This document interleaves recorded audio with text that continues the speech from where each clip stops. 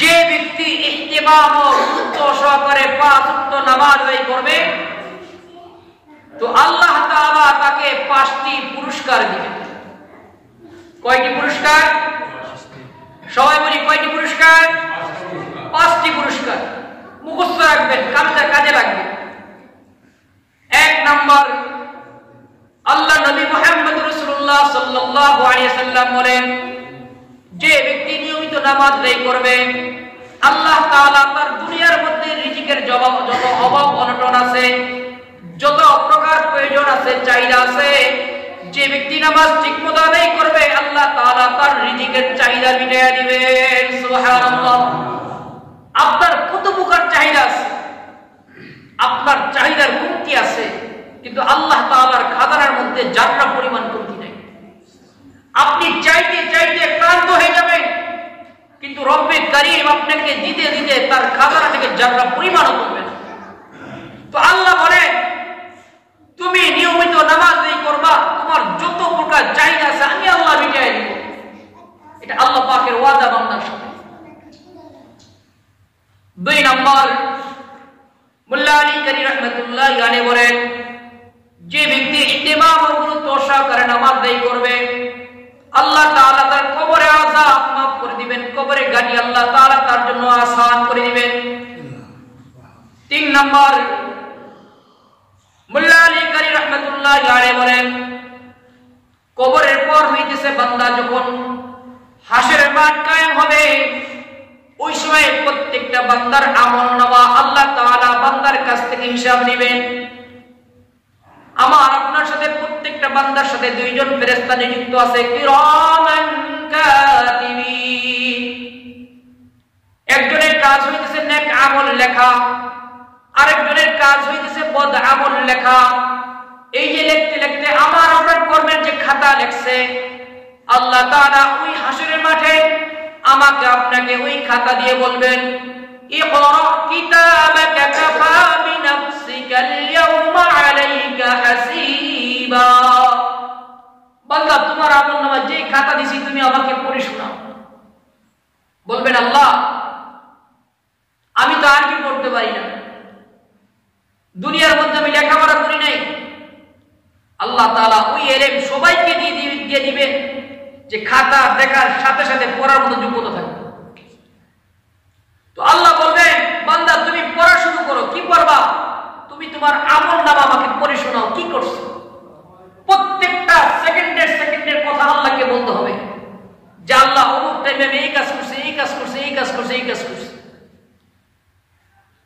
আমি আপনি ওই খাতা যখন দেখব একটা চিৎকার দিয়ে বলবো, মালি হাযাল কিতাব লা ইউগাদিরু সগীরাতান ওয়ালা কাবীরাতান ইল্লা আহসাহা। ও আল্লাহ, তুমি এটা আমাকে কেমন কিতাব দিলা, আমার আমলনামার মধ্যে যাত্রা থেকে যাত্রা পরিমাণ কোনো গুনাহ বাদ যায় নাই। ওই যে গভীর রাতে একটা অপরাধ করছিলাম, দুনিয়ার কেউ দেখে নাই, কেউ জানে না, কিন্তু আল্লাহ ওই গুনাহটা ওই খাতার মধ্যে দেখা যায়। দুনিয়ার মধ্যে যাত্রা থেকে যাত্রা পরিমাণ নেক আমল করছিলাম, যেটাকে নেক মনে করি নাই, ওটাও বাদ যায় নাই। আল্লাহ যদি জানতাম আমার আমলনামার কিতাবটা এত কঠিন হবে, মারাত্মক হবে, আল্লাহ জিন্দেগীর মধ্যে কোনোদিনও গুনাহ করতাম না। ওই দিন যার আমলনামা নেকের পাল্লা ভারী হবে তো আল্লাহ তাআলা তার আমলগুলো ডান হাতে দিবেন। কোন হাতে দিবেন? সবাই বলে কোন হাতে? ডান হাতে। যাদের আমলনামা ডান হাতে আসবে আল্লাহ তারা দুনিয়ার সকল মানুষকে আনন্দের সাথে দেখাবে, এই যে দেখো আমি কামিয়াব, আমি সফল, আমার আমলনামা ডান হাতে চলে আসছে। মুল্লা আলী কারি রাহমাতুল্লাহি আলাইহি বলেন, আর যার আমলনামা ডান হাতে আসবে না এর বাম হাতটা পিছনে নিয়ে যাবে যাতে ফেরেশতারা না দেখে। কিন্তু মুল্লা আলী কারি রাহমাতুল্লাহি আলাইহি বলেন, যার বদ আমল বেশি হবে অটোমেটিক তার আমলনামা বাম হাতে চলে আসবে। বাম হাতে যারা আসবে তো তারাই ক্ষতিগ্রস্ত, তারাই জাহান্নামী। মুল্লা আলী কারি রাহমাতুল্লাহি আলাইহি বলেন, যে ব্যক্তি নামাজ ঠিকমতো আদায় করবে 3 নাম্বার যে পুরস্কার পুরস্কার আল্লাহ তাআলা হাসরের ময়দানে তার আমলনামা ডান হাতে দিবেন। আর ডান হাতে আসা মানে সে কামিয়াব, সফল, কামিয়াব, জান্নাতি। তাহলে এই হাদিস দ্বারা বোঝা যায় যারা নামাজ আদায় করবে ঠিক মতো, নামাজের হক আদায় করবে, তারাই কামিয়াব, তারাই নাজাত পাবে। 4 নম্বর, আমি আপনি সকলেই জানি জান্নাতে যাওয়ার আগে পুলসিরাত পার হইতে হবে। জান্নাতে যাওয়ার আগে পুলসিরাত পার হইতে হবে। এই পুলসিরাতটা কেমন হবে আমি আপনি সবাই কম বেশি জানি। চুলের চাইতেও চিকন হবে। বাঁশের মোটা বাঁশ দিয়ে পুল দিয়ে আমি আপনি যদি হাতে ধরার মতো কিছু না থাকে, আমার আপনার ক্ষমতা নাই এই বাঁশ দিয়ে বেয়ে বেয়ে উপর চলে যাই। যদি বাঁশটা চিকন হয় আর যদি একটু লড়বড়া হয়, হাতে ধরার মতো কিছু থাকলেও আমার আপনার সামর্থ্য হয় না উপর যাওয়ার মতো সাহস। আর পুলসিরাতটা হবে চুলের চাইতেও চিকন রাস্তা, যেটা চোখেই ধরা পড়বে না, হীরার চাইতেও ধার। আল্লাহ তাআলা বলবেন এখান দিয়ে হেঁটে তুমি তোমার গন্তব্যে চলে যাও। যদি জান্নাতি হই, নামাজি হই, ইমানদার হই, তাহলে এই পুলসিরাত বিজলির আকারে পাবে। আর যদি বদনসিব হয় তাহলে এই পুলের উপর দিয়ে এই ধারালো ছুরি দিয়ে কেটে নিচে জাহান্নামে পড়ে যায়। মোল্লা আলী কারি রহমাতুল্লাহ আলাইহি বলেন 4 নম্বর হইতেছে যারা নিয়মিত নামাজ আদায় করবে, গুরুত্ব সহকারে নামাজ আদায় করবে, তো এদেরকে আল্লাহ তাআলা বিদ্যুতের গতিতে, বৃষ্টির দিন যখন আকাশে বিদ্যুৎ চমকায় পরকে শেষ হয়ে যায়। মোল্লা আলী কারি রাহিমাহুল্লাহ বলেন যারা ঠিকমতো নামাজ আদায় করবে তো এরা ওই বিদ্যুতের গতিতে পার হয়ে সোজা জান্নাতে চলে যাবে। সুবহানাল্লাহ। 5 নম্বর, বান্দা যখন জান্নাতের সামনে যাইবে, যায়া দেখবে আমার আপনার জান্নাত প্রত্যেকই চিনব, কারণ দরজার মধ্যে নাম লেখা আছে। ফেরেশতারা রাহাবারি করে জান্নাতের সামনে নিয়ে যাবে। যাওয়ার পরে কিছু মানুষ দেখবে তার জান্নাতের মধ্যে বিশাল তালা। এই তালার চাবি পাইবে কোথায়? খুঁজতে থাকবে। ফেরেশতারা বলবে তোমার জান্নাতের মালিক তুমি, চাবির খবর তুমি জানো, আমরা জানবো কি? আল্লাহর নবী মুহাম্মদ রাসূলুল্লাহ সাল্লাল্লাহু আলাইহি ওয়াসাল্লাম বলেন মিফতাহুল জান্নাতিস সালাহ, ও আমার উম্মত তোমার জান্নাতের চাবি হইতেছে নামাজ। তো মোল্লা আলী কারি রাহিমাহুল্লাহ বলেন যারা দুনিয়ার মধ্যে ঠিকমতো নামাজ আদায় করবে তাদের কাছে চাবি থাকবে, অটোমেটিক তালা খুলে জান্নাতে চলে যাবে। আর যারা নামাজ আদায় করবে না তো তারা চাবি পাইবে কোথায়? তারা চাবিও পাইবে না, আর জান্নাতে যাওয়াও তাদের জন্য সহজ হবে না। হ্যাঁ, একদিন না একদিন আল্লাহ জান্নাত দিবে যদি ঈমানদার হয়। কেননা হাদিসের মধ্যে আসছে মান ক্বালা লা ইলাহা ইল্লাল্লাহু দাখালাল জান্নাহ, যে ব্যক্তি একবার বলবে কালিমা লা ইলাহা ইল্লাল্লাহ ওই ব্যক্তি জান্নাতে প্রবেশ করবে। হাদিস সহিহ। কিন্তু কবে জান্নাতে যাইবে? তার কর্মের ফল ভোগ করে তারপরে জান্নাতে যাইবে। আর নামাজি সাথে সাথে জান্নাতে চলে যাবে। তো এই কথা যদি আমি আপনি বুঝে থাকি, সবাই একটু উচ্চ আওয়াজে বলবেন, তাহলে আমাদের নামাজ পড়া দরকার আছে কিনা? যদি দরকার থাকে তাহলে আমার উচিত হইতেছে ঠিক মতো নামাজ নেই। আমি কিন্তু 5টা পুরস্কারের কথা বললাম। 1 নাম্বার, যে পুরস্কারটা দুনিয়ার সকল চাহিদা আল্লাহ মিটাই দিবে। এর চাইতে উত্তম কথা, এর চাইতে দামি কথা কি হইতে পারে আমার আপনার? দুনিয়ার মধ্যে এমন কোন রাজা বাদশা নেতা আছে কিনা যে আমাকে বলবে তুমি আমার পক্ষ হয়ে থাকো, তোমার সব চাহিদা আমি মিটাইব? কারো পক্ষে সম্ভব। কিন্তু আল্লাহ বলে তুমি নামাজকে আঁকড়ে ধরো, তোমার চাহিদা আমি রব মিটাই। তাহলে সূরাতুল আসরের প্রথম কথা নেক আমলের মধ্যে আমরা নামাজ বুঝলাম, নামাজে গুরুত্ব বুঝলাম। 2 নাম্বার, অল্প সময়ের ভিতরে আরেকটি কথা বলব, সেই বিষয়টি হইতেছে নেক সন্তান। নেক সন্তান আমি আপনি বানাইব কিভাবে, বা নেক সন্তান হইলে আমার আপনার লাভ আছে, এই কথাটা একটু আমরা প্রত্যেকে অন্তর থেকে শুনবো, দেখবেন আমাদের কাজে লাগবে। বিশেষ করে যারা মহিলা আছে এদের এই কথাগুলো আরো গুরুত্ব দিয়ে শোনা দরকার। কেননা আমি আপনি পিতা, আমার আপনার বাড়িতে বেশি থাকা হয় না, দুনিয়ার চাহিদার জন্য, কাজের জন্য, কর্মের জন্য বাহিরে বেশি থাকতে হয়। সন্তান লালন পালন বেশিরভাগ করে মায়েরা। তো মারা যদি একটু গুরুত্ব দেয় এবং কথাগুলো যদি মানে, তাহলে আশা করা যায় তাদের সন্তানগুলো নেককার বানাইতে সহজ হবে। প্রথম জানি নেককার সন্তান প্রয়োজন কেন। কারণ সন্তান হইতেছে আল্লাহ পাকের দামি একটি নিয়ামত। সন্তান হইতেছে আল্লাহ পাকের দামি একটি নিয়ামত। আমার আপনার যাদের সন্তান আছে এরা একটা বাস্তব কথা, এরা যে আল্লাহ পাকের দামি একটি নিয়ামত এটা কিন্তু মনে হয় না, মনে হয় না। যদি মনেই হইতো এই যে ছেলে একটু দুষ্টামি করে, মেয়ে একটু দুষ্টামি করে, তো বলে ফেলাই যে তুই মরতে পারস না, বলি কিনা বলেন? আমরা কিন্তু রেগে বলে ফেলি, কারণ নিয়ামত বুঝতে পারি না। আচ্ছা বলেন তো মুখে হাত দিয়ে, যদি আমার আপনার দোয়া সাথে সাথে আল্লাহ কবুল করত আর সন্তান যদি সাথে সাথে মারা যেত, আমি আপনি ঠিক থাকতে পারতাম কিনা? ইমাম গাজ্জালী রাহিমাহুল্লাহ বলে, আমি আপনি দোয়া করি, আল্লাহর কাছে চাই, কিন্তু কোনটা আমার জন্য কল্যাণ হবে না রব ভালো না। এই জন্যই আল্লাহ তাআলা যেটা কল্যাণ সেটাই কবুল করে, যেটা কল্যাণ না সেটা কবুল করে না। তো যেই কথা বলতেছিলাম, যাদের সন্তান আছে এরা কিন্তু আমরা বুঝি না যে সন্তানটা কেমন দামি নেওয়া, কিন্তু যার সন্তান নাই, হেরেমের ভিতরে দীর্ঘ সময় ছিলাম, বহু মানুষ দেখছি কাবা করে গিলাপ ধরে কাঁদে, আল্লাহ তোমার কাছে কিছু চাই না, তুমি একটা সন্তান আমাকে দাও। আমি একটি কারগুজারি শুনছিলাম, যারা বাইতুল্লাহ গেছেন তারা চিনেন যে মক্কার আগে জেদ্দা থেকে মক্কা যাওয়ার পথে প্রথম যে গেট, বাবা আব্দুল আজিজ গেট দিয়ে যে ঢুকি, এই গেটটা যেই রুট দিয়ে গেছে এটা ইব্রাহিম খলিল রুট বলে। এই মক্কার এরিয়ার আগে হইতেছে জায়গার নাম মিসফালা, এখানে একটা মসজিদ আছে, মসজিদ আব্দুল সত্তার। এই মসজিদের যে ইমাম আছে উনি বাঙালি, চট্টগ্রাম বাড়ি। উনি একদিন আমাকে বলতেছে, আজহার ভাই,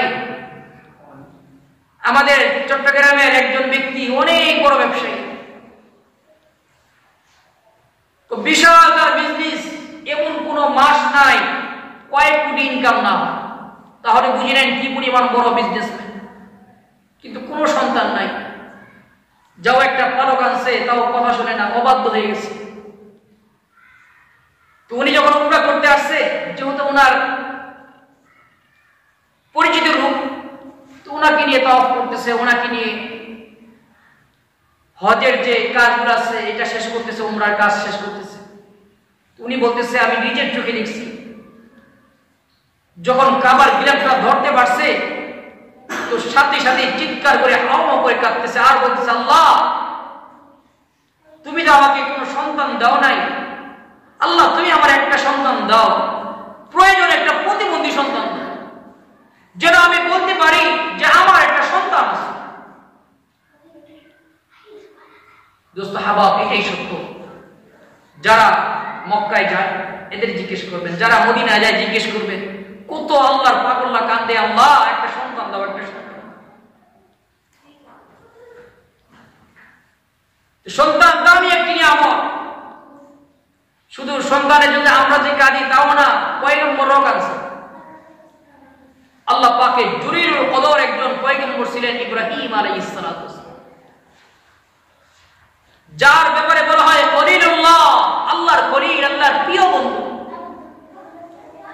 এই নবীরও সন্তান হইতেছিল না, তো নবীও কাঁদে আল্লাহর কাছে, রব্বি হাবলি মিনাস সালিহিন। নবীও কাঁদে আল্লাহর কাছে, আল্লাহ আমাকে একটা নেক সন্তান দান করে। নবীও কাঁদে আল্লাহর কাছে, আর আমি আপনি না চাইতে আল্লাহ দিয়ে দিচ্ছে। এই জন্য কদর বুঝি না। এটা কিন্তু সত্য।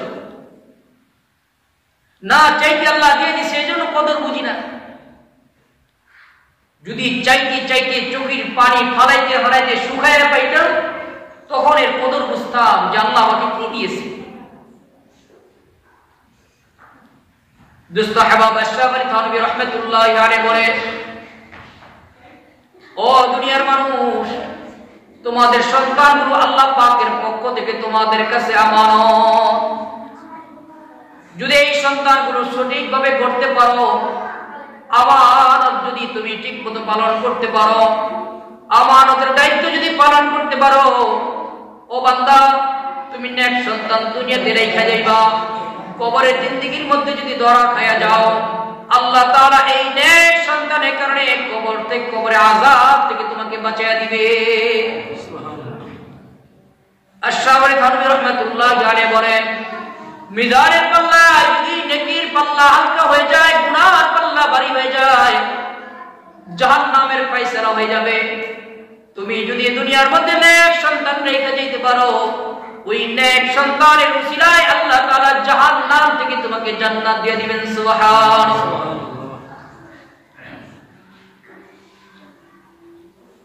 তাহলে সন্তান হইতেছে আল্লাহ পাকের পক্ষ থেকে আমার আপনার কাছে আমানত। এই আমানতদারিতা আমি আপনি পালন করব কিভাবে? আল্লাহ তাআলা এটাও আমাকে আপনাকে শিখিয়ে দিয়েছেন। আল্লাহ নবী মুহাম্মদ রাসূলুল্লাহ সাল্লাল্লাহু আলাইহি সাল্লাম শিখিয়ে দিয়েছেন। এক নাম্বার কাজ হইতেছে সন্তানের সুন্দর একটা নাম রাখা। কি করা বলে? সুন্দর একটা নাম রাখা।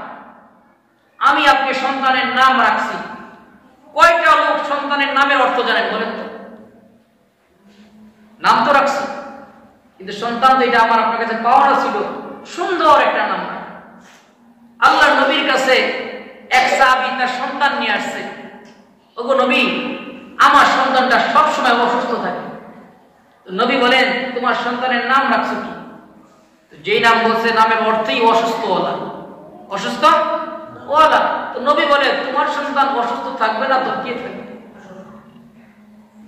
তাহলে হাদিস দ্বারা বোঝা যায় সন্তানের নাম যদি সুন্দর হয় তাহলে তার উপরে একটা আসর প্রভাব পড়ে। সন্তানের নাম রাখছি খারাপ, অসুন্দর, এই অসুন্দরের প্রভাবটা তার উপরে পড়বে। এক নাম্বার সন্তানের সুন্দর একটা নাম রাখা। দুই নাম্বার সম্ভব হইলে আকিকা করে দেওয়া। তিন নাম্বার আমার আপনার যে কাজ, আমার আপনার সন্তানকে প্রথম শিক্ষা দিতে হবে আল্লাহর কোরআন। কি শিক্ষা দিতে হবে বলেন তো? আল্লাহর কোরআন।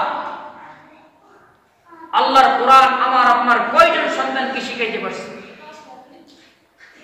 দুস্থ হাবা, আমি আপনি নামাজ পড়ি, অনেক সময় কিন্তু আমার কাছে অনেক নামাজে আফসোস করি যে নামাজ পড়ি কিন্তু সূরা কালাম তো শুদ্ধ না, কেন? ওই যে ছোটকালে পড়ি। আমি আপনি আফসোস করি, একবার ভাবেন তো আমার সন্তান কি যখন বুঝবে সে কি আফসোস করবে না? আমি আপনি ভাবি আমার মা বাবা শিখায় না এর জন্য আমি পারি না, আমার সন্তান তো বলবে আমার মা বাবা শিখায় না এই জন্যই পারি না। আমার আপনার কাজ হইতেছে সন্তানকে আল্লাহর কোরআন শিক্ষা দেওয়া, এটা আমার আপনার দায়িত্ব করতে। যদি আল্লাহর কোরআন শিখায় কি কি ফায়দা হবে এই কথাগুলো ভালো করে শুনি। আব্দুল কাদের জিলানী রাহমাতুল্লাহি আলাইহি বলেন, যার সন্তান আল্লাহর কোরআন শিখে, ওই বান্দা যখন শিখতে যায় প্রথম আল্লাহর কোরআনের শব্দগুলো পড়ে, আলিফ বা তা সা, আউযু বিল্লাহ বিসমিল্লাহ যখন পড়ে, আব্দুল কাদের জিলানী রাহমাতুল্লাহি আলাইহি বলেন, সন্তান যখন আউযু বিল্লাহ বিসমিল্লাহ পড়ে, আল্লাহ তাআলা সাথে সাথে ফেরেশতাদেরকে ডেকে বলেন, ও আমার ফেরেশতারা, ওই যে দেখো একটা মাসুম বাচ্চা আমার নাম পড়তেছে, আমার নাম পড়তেছে, আমার কোরআন পড়তেছে, আমার কোরআন শিখতেছে। এই মাসুম বাচ্চা তো বুঝে না, কিন্তু তার মা বাবা শিখাইতেছে, তার মা বাবা শিক্ষার ব্যবস্থা করতেছে। তোমরা যাও, এই মাসুম বাচ্চার জিন্দেগীর মধ্যে কোনো গুনাহ নাই, কিন্তু তার মা বাবার আমল নামায় বহু গুনাহ। বাচ্চা যেহেতু বাচ্চার আমল নামায় কোনো গুনাহ নাই, কিন্তু কিন্তু বাচ্চার মা বাবার আমল নামায় গুনাহ আছে, যাও তোমরা বাচ্চার মা বাবার আমলের গুনাহগুলোকে মুছে দাও। সুবহানাল্লাহ। আমার বাচ্চা পড়বে আল্লাহর কোরআন আর আল্লাহ তাআলা আমার আপনার গুনাহ মাফ করবে। এর চাইতে সহজ পদ্ধতি দুনিয়ার মধ্যে কি হইতে পারে? অথচ আমি আপনি আমার সন্তানদেরকে আল্লাহর কোরআন পড়ে। 2 নম্বর ফায়দা, যেই সন্তানের দিলের মধ্যে আল্লাহর কোরআন শিক্ষা দিবেন, যেই সন্তান আল্লাহর কোরআন শিখবে, আল্লাহর কসম এই সন্তান কোনোদিনও আপনার সাথে বেয়াদবি করতে পারে না। বর্তমান যে বেয়াদবিগুলো হইতেছে, বর্তমান ডিজিটাল যুগ, ইন্টারনেটের যুগ, এক প্রান্ত থেকে আরেক প্রান্ত খবর মুহূর্তের মধ্যে পাওয়া যায়। অনলাইনে দেখেন কত শত শত পিতা বাবার কাছে লাঞ্ছিত, সন্তানের কাছে লাঞ্ছিত, বাবার সম্মান সন্তানের কাছে কিন্তু নিরাপদ না। শুধু সম্মান তো দূরের কথা, ইন্টারনেট খুলে দেখুন কত বাবা সন্তানের হাতে মার দিয়েছে। আপনি মনে করতেছেন বানায় বলতেছি? আপনি একটু গুগলে সার্চ করেন দেখেন, মনে করেন না যে বাংলাদেশে এই ঘটনা নাই, বহু আছে। আমার আপনার এলাকার মধ্যে দেখবেন আশেপাশে আত্মীয় স্বজন বহুত আছে, সন্তান পিতা মাতার গায়ে পর্যন্ত হাত তুলে, কত বড় নফরমান মানুষ। অথচ কোরআন কারীমের মধ্যে আল্লাহ বলেন, খবরদার কখনোই তুমি তোমার মা বাবার সাথে উচ্চ আওয়াজে কথা বলবা না। বেয়াদবি তো দূরের কথা, আল্লাহ বলেন উচ্চ আওয়াজে কথা বলবা না। আমি যদি আমার সন্তানকে কোরআন শেখাইতাম আর সন্তান পড়তো, আল্লাহ আদেশ করেছেন খবরদার তুমি তুমি তুমি কখনোই তোমার মা বাবার সাথে উচ্চ আওয়াজে কথা বলবা না।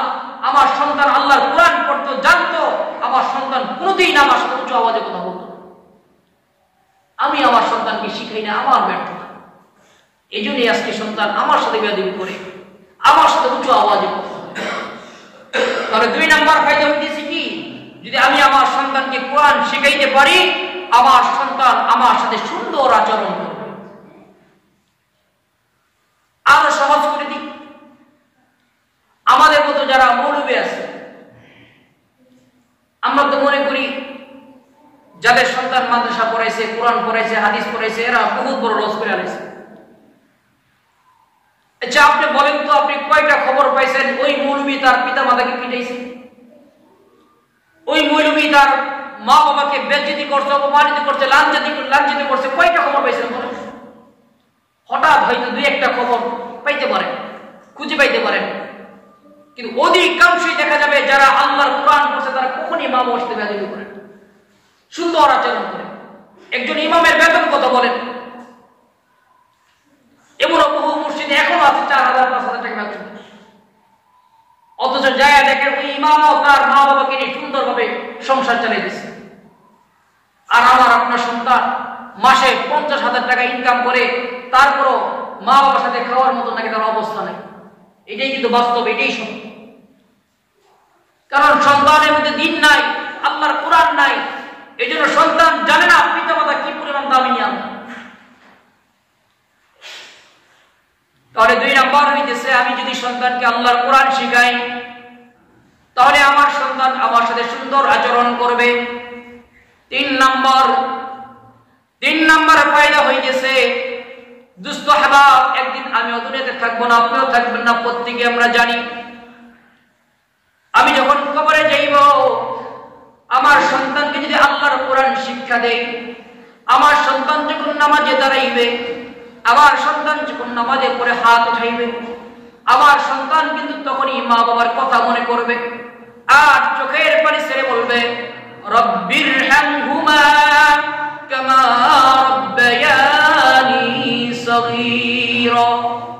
মুফাসসির কেরাম বলেন, যেই সন্তান পিতা মাতার জন্য দোয়া করবে, চোখের পানি নাকের আগায় আসার আগে আল্লাহ তাআলা জাল্লা শানুহু তার পিতা মাতার কবরে আযাবকে আল্লাহ মাফ করে দিবেন। সুবহানাল্লাহ। এর চাইতে দামি, এর চাইতে উত্তম আর কি হইতে পারে আপনার জন্য বলেন? জীবনে আপনি কত সম্পদ কামাইছেন, কত বাড়ি করছেন, কত বাড়ি গাড়ি করছেন, তো আল্লাহর কসম এগুলো আপনার জান্নাত পরিমাণ কোনো কাজে লাগবে না, কোনো কাজে লাগবে না।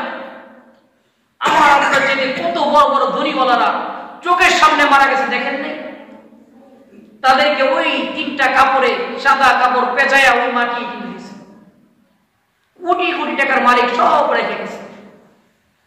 তাহলে এই সম্পদ কোনো কাজে লাগবে না, মৃত্যুর পরে কাজে লাগবে যদি আমি আপনার সন্তানগুলো ভালো রেখে যাই, তারা যদি একটুখানি দোয়া করে, তাহলে এই দোয়াটা আমি আপনি তখন বুঝতে পারবো কত উপকার আমার আপনার জন্য। আব্দুল কাদের জিলানী রাহমাতুল্লাহি আলাইহি বলেন, কোন পিতা মাতার কবরের পাশে যাইয়া যদি সন্তান দাঁড়ায়া বড় বড় কোন সূরা পড়তে পারে না, কোরআনে কারীম দেখাও পড়তে পারে না, কিন্তু সূরা ফাতিহা জানে, সূরা ইখলাস জানে, সূরা ফালাক জানে, সূরা নাস জানে, ছোট ছোট সূরাগুলো জানে। কেন জানে? ওই যে নামাজি নামাজ পড়ার জন্য লাগে, এজন্য জানে। ওই কোন সন্তান যদি পিতামাতার কবরের পাশে যাইয়া যদি সূরা তেলাওয়াত করে, রব্বে কারীম সাথে সাথে ফেরেশতাদেরকে আদেশ করে, ও ফেরেশতারা, আমার এই বান্দার কবরের মধ্যে কোনো আযাব দেওয়া যাবে না, কারণ ওই যে দেখো না তার সন্তান দ্বারে আল্লাহ কোরআন আমার কোরআন তেলাওয়াত করতেছে, সুবহানাল্লাহ। তাহলে পরকালের নাজাতের জন্য মাধ্যম হইতেছে সন্তান, নাজাতের মাধ্যম হইতেছে কি? সন্তান যদি নেককার হয়। আরো সহজ করে বুঝাই, ধরেন আপনি আমাকে মহাব্বত করেন, অনেক ভালোবাসেন, আপনি মারা গেছেন, আমি আপনার জন্য মহাব্বতের কারণে দোয়া করব, যেহেতু সম্পর্ক ছিল, মহাব্বত ছিল, দোয়া করব। কিন্তু আমার দোয়ার ভিতরে আপনার জন্য যে মহাব্বতটা থাকবে সামান্য পরিমাণ, কিঞ্চিত পরিমাণ। কিন্তু আপনার সন্তান যদি আপনার জন্য দোয়া করে, সাথে সাথে সন্তানের চোখের মধ্যে পানি চলে আসবে, দিলের মধ্যে কেঁপে উঠবে, হায় হায় আমার বাবা আমাকে কত মহব্বত করতো, কত ভালোবাসতো, আমার জন্য কত কষ্ট করেছে আমার বাবা, আমার মা কত কষ্ট করছে। সাথে সাথে দিলের মধ্যে একটা চাপ লাগবে, কষ্ট লাগবে। ওই যে কষ্ট নিয়ে বলবে, আল্লাহ আমার বাবারে মাফ করে দাও, আমার মারে মাফ করে দাও। এই দোয়াটাই আল্লাহ তাআলা সাথে সাথে কবুল করেন। সন্তান যখন পিতা মাতার জন্য দোয়া করে, এই দোয়ার মধ্যে কোনো পর্দা থাকে না। আমি মৌলবী যখন আপনার জন্য দোয়া করবো, বহু পর্দা আছে, দোয়া কবুল হবে কিনা সন্দেহ আছে। কিন্তু আপনার সন্তান আপনার জন্য দোয়া করবে, এই দোয়া যে কবুল হবে এটা 100%, এর মধ্যে কোনো সন্দেহ নাই। সন্তানের জন্য পিতা মাতা দোয়া করবে, এই দোয়ার মধ্যে পর্দা নাই। সন্তান পিতা মাতার জন্য দোয়া করবে, এই দোয়ার মধ্যে কোনো পর্দা নাই। পিতা মাতা সন্তানের জন্য দোয়া করবে, আল্লাহ আমার সন্তানকে নেককার বানায় দাও, ভালো বানায় দাও, আমার সন্তানের ধন সম্পদ আরো বাড়ায় দাও, কামাই যত বরকত আরো বাড়ায় দাও। দোয়া করবে, আল্লাহ তাআলা এই দোয়ার মধ্যে কোনো পর্দা রাখবে না। মা বাবা সন্তানের জন্য যে দোয়া করবে এটার মধ্যে পর্দা নাই, আর সন্তান মা বাবার জন্য যে দোয়া করবে এটার মধ্যে কোনো পর্দা নেই। অথচ সহজ ব্যবস্থাটা আমি আপনি কঠিন মায়া বলেছি। নিজের সন্তানকে কোরআন শিখাই নেই, হুজুর আপনি আমার জন্য দোয়া করেন, ভাই আমি আপনার জন্য সারাদিন দোয়া করব, কিন্তু একটা সার্টিফিকেট দেখান, একটা প্রমাণ দেখান যে আল্লাহ আমার দোয়াটা কবুল করবে। হ্যাঁ কবুল হইতে পারে, কিন্তু নাও তো হতে পারে। কিন্তু আপনার সন্তান দোয়া করবে, এই দোয়া বিফলে যাবে না, এই দোয়া ফেরত আসবে না। দোস্ত হাবাব, যদি এই কথাগুলো বুঝে থাকি, তাহলে বলেন তো আমাদের সন্তানগুলো নেককার বানানোর দরকার আছে কিনা? কি বলেন, আছে কিনা বলেন? তাহলে আমি আপনি আমাদের সন্তানগুলোকে নেককার বানাইব কিভাবে? যাদের সন্তান ছোট এদেরকে তো আমরা মাইরা মেহনত করে আল্লাহর কোরআন শিখাইতে পারবো, কিন্তু যে সন্তানগুলো বড় হয়ে গেছে, এখন একটা ধমক দিলে উল্টা ধমক দেওয়া যায়। কি বলেন, এরকম সন্তান আমাদের সমাজে নাই কি? আমাদের সমাজে সব সন্তান কি ফেরেশতা নাকি? এমন বহু সন্তান আছে, বাবা ধমক দিলে উল্টা ধমক দিয়ে দিবে। তো আমাদের জন্য করণীয় কি এখন? এই জন্য বড়রা বলেন, প্রথম করণীয় হইতেছে সন্তানকে বেশি বেশি তালিম দেওয়া। সন্তানের জন্য গভীর রাতে এত না ঘুমাইয়া অল্প সময় শেষ রাতে উঠা ওযু করে, দুনিয়ার কাউকে দেখানোর প্রয়োজন নাই, ওযু করে ঘরের মধ্যে যাই নামাজটা বিছায় 2 রাকাত 4 রাকাত নামাজ আদায় করে একটু আল্লাহর কাছে কাঁদেন, আল্লাহ আমার তো নষ্ট হয়ে গেল, আমার সন্তানটা তো খারাপ হয়ে গেল, আমার সন্তানটা তো মদে আসক্ত হয়ে গেছে, আমার সন্তানটা তো গাঁজা খাইতেছে, আল্লাহ তুমি আমার সন্তানটাকে ভালো করে দাও, আমার সন্তানটাকে ভালো করে দাও। একটু কাঁদেন আল্লাহর কাছে, দেখবেন আল্লাহ তাআলা আপনার সন্তানকে আস্তে আস্তে পরিবর্তন করে, আস্তে আস্তে ভালো করে দিবে।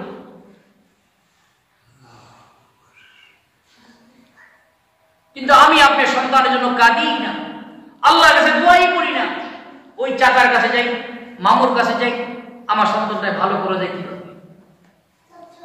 আমি আমার সন্তানকে ভালো করতে পারি না, আমার সন্তানের চাচা আর মামু কেমনে ভালো করতে বলেন? যার বাপ আমি পারি না আমার সন্তানকে ভালো করতে।